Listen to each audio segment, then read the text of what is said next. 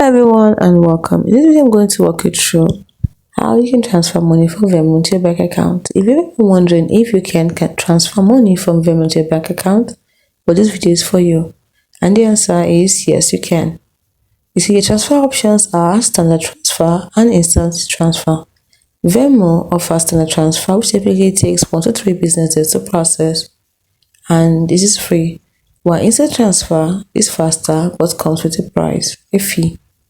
And the steps are to log into your Venmo account, go to transfer money section, choose the transfer option you prefer and select your bank account.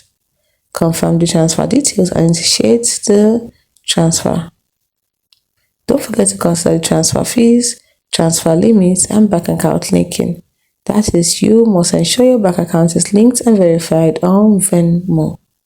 Transferring money from Venmo to your bank account is a straightforward process. Just be aware of the transfer options, fees, and limitations. Thank you.